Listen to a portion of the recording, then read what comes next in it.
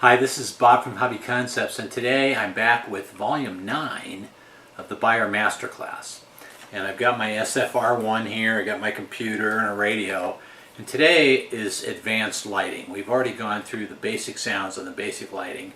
We're going to do strobes and flashers and like chain lighting, beacons, all that kind of stuff we'll talk about today. And then in the next volume, we're going to talk about combined tail and brake lights, which is what everybody's waiting for. So we'll get to that one pretty soon. But today, flashers and some other advanced lighting techniques. It's really awesome. We'll do the combined tail lights next time, and then we're going to go back into the sounds and do the advanced sounds and music and that type of thing. So stay tuned for more Beier Masterclass volumes. But this one's on flashers. Let's get started. Okay, as I get started on Volume 9, I just wanted to show you a little overview of this layout because it's the only time you're going to see it. I switched radios to a FlySky FS-ST8.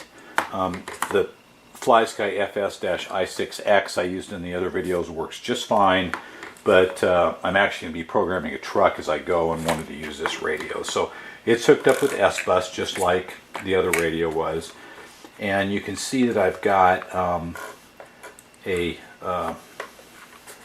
light on and off using channel 2, and it's hooked to output number 1, and I'm using an AKL8 just because it was easy to plug in. What I'm going to do is I'm going to tape this light right here, and probably the whole rest of this video and even the next video will just be zoomed in on the computer screen, so you don't need to see this. All we're going to be doing is programming and making changes and see how they appear. And so when I turn the light on, I'm going to make it flash, I'm going to make it flicker, I'm going to make it do sequences, and we're going to show you how to do that. So that's my setup, very basic. Light will be here. Rest of the video will be zoomed in on the computer screen. Okay, welcome back to Sound Teacher. You can see I'm at my base menu here, and this is the same program I've been using all along. We'll go to my configuration tab, and we're going to go to outputs here, and we see that output number 1 is static on or off. And over here on the prop channels, I have output 1, which is turned on by my radio. So I can move the stick and the output turns on. Move it again, we turn it off. So that you already know how to do. So what we want to do first is investigate flashing lights. Okay, so we're going to go back to our outputs, and we're going to use this drop down menu here. And up here in the top we have some different choices. We have flashing lights with adjustable frequency, we have pulsing, and we have flickering. And flickering can only be activated via sound, and we're going to do that later when I look at the sound functions. So right now I'm going to turn this to flashing, and you'll see now it says flashing light with adjustable frequency, and option number 1 has a 5 in it. So we're going to transfer the project data, and the 5 is the flash rate. So it'll take a second. Okay, we're done. Now when I turn it on, hey, we're flashing.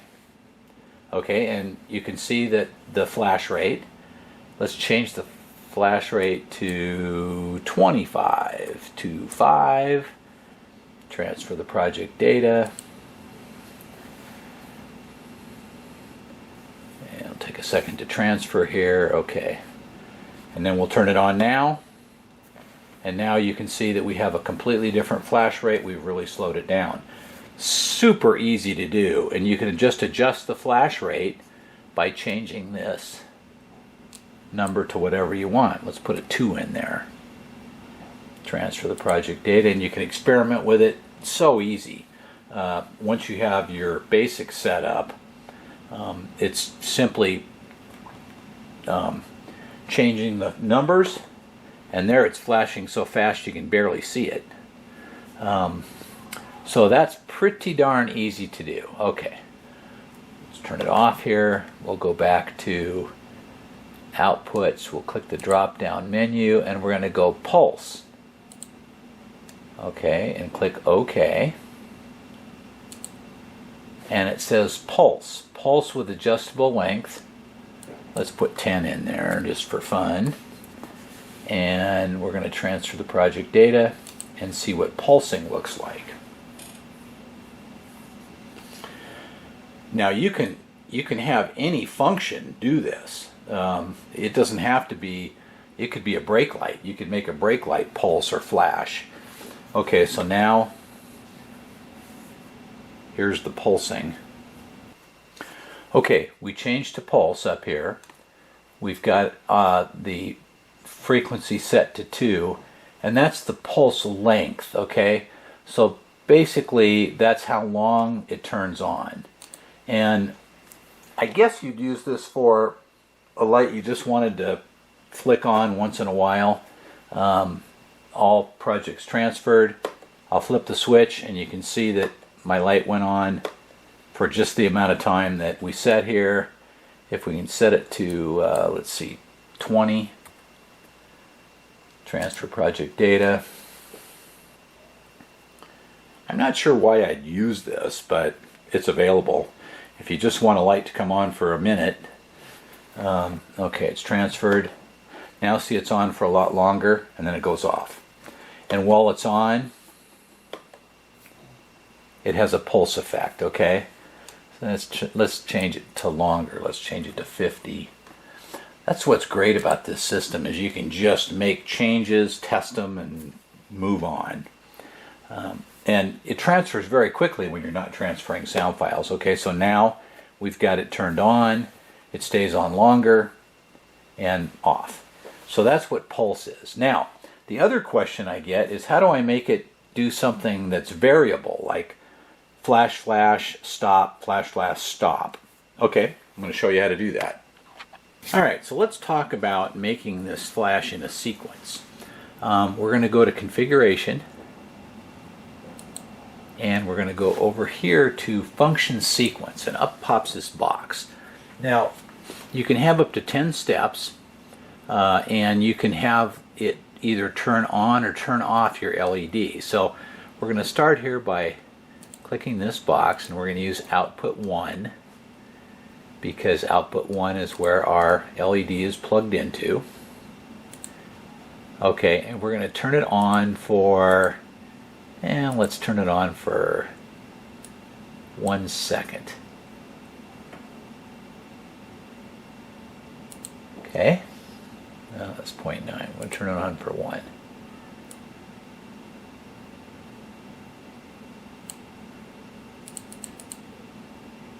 Okay, and we're going to turn it off for half that, and then turn it on for the same amount of time, 1 second.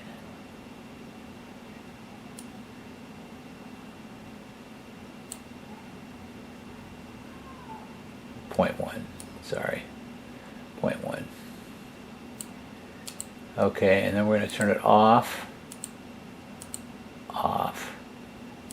for 1.5. We're just throwing these in here for experiment. So we got on, off, on, off. We need to select output 1 on the rest of these.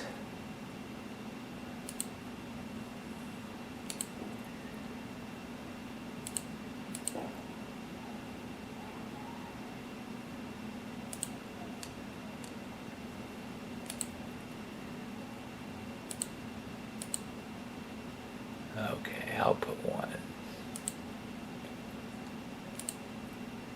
Okay, so we've got 4 steps there. We got on, off, varying times.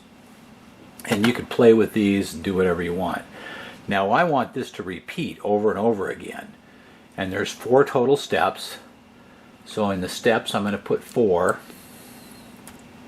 Now you can see that the blank ones went away.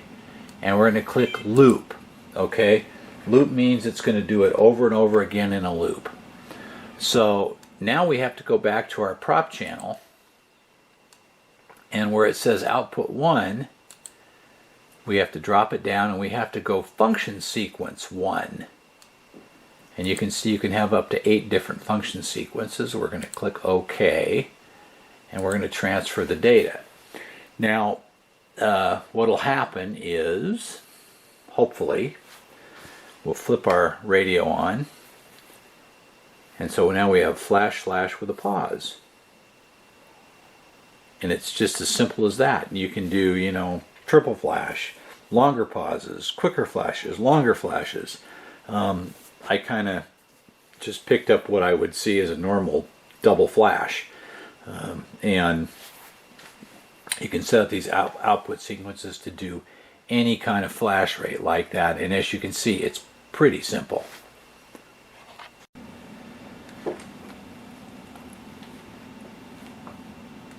Okay, there's another cool thing you can do with lighting.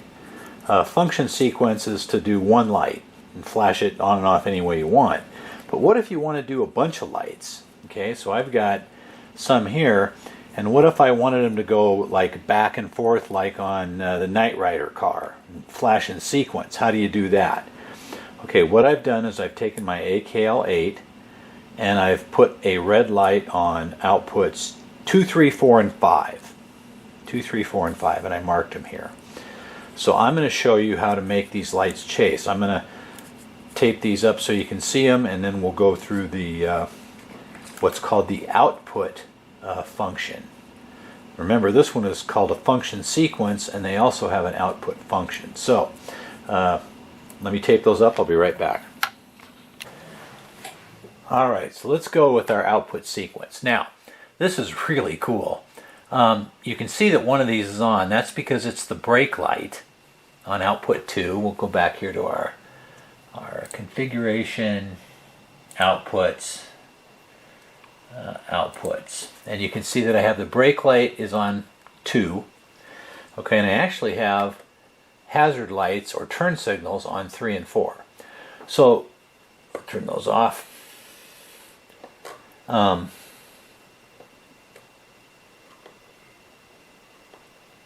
Okay, so what you can do is you can actually reuse the outputs for our sequence because it takes a lot. For example, if you wanted to have 8 lights in a row, it takes 8 outputs, and you're going to run out of outputs really quickly. The cool thing about this is you can use other outputs. It takes away the original intent when you turn this on, and then when you turn this off, it goes back to the original intent. In other words, our brake lights, our turn signals, and everything will stop working when we're doing the output sequence, and when we turn that off, they'll work again. It's pretty tricky because normally when you're doing some kind of weird output sequence, you don't need every single output that you're already using. So anyway, just gives you more expandability. So let's see how to do this. So we go to our configuration tab, we go to outputs, and then we go to output sequences, and we come up with this little box right here. I am going to put a piece of tape over the top of this right now just to dim it down a little bit because it's in my eyes. Okay, so this looks very similar to our other our function sequence, but this is an output sequence. So we're on sequence number 1. So we're going to turn the lights on for 0.5. Okay, 0.5. We're going to do 4 of them. 0.5 and 0.5. Okay, now just like the other one, over here we have total steps. So we have 4 steps, okay? And then the loop start is 1 and the loop end is, let's just go 20. And then which outputs are we using? We're going to use 2, 3, 4, and 5. Okay, so that's outputs 2, 3, 4, and 5. And we have those plugged in. And so here's what we want to do. We want to turn on the first LED at 100%. And then as soon as that one turns off, we want to turn the next one on at 100%. And the next one, and so on and so forth. Now you can get really tricky with this. You can You could put another output in between there that didn't have anything to it if you wanted a space between the lights. But we're going to go with this loop end. Oh no, we're going to leave that at 4. Okay, we'll leave that at 4, sorry. Okay, loop start and loop end. That goes through 4 and then it goes right back to the start. Outputs 2, 3, 4, 5, be quiet radio. Transfer the project data. And now, actually I forgot a step. Let it transfer here. The step is we need to be able to turn this on. So we're going to go back to prop 4, which is this stick right here, and we'll just do long in position. And we go over here to output sequence 1. Click OK, transfer the data. Now, our original flashing orange light is function sequence 1, and so that's 1 second on the stick, and then our output sequence is 3 seconds on the stick. Okay, everything's transferred. So I should be able to turn my flashing amber light on, and there you can see it, just like it was before. I can turn it off.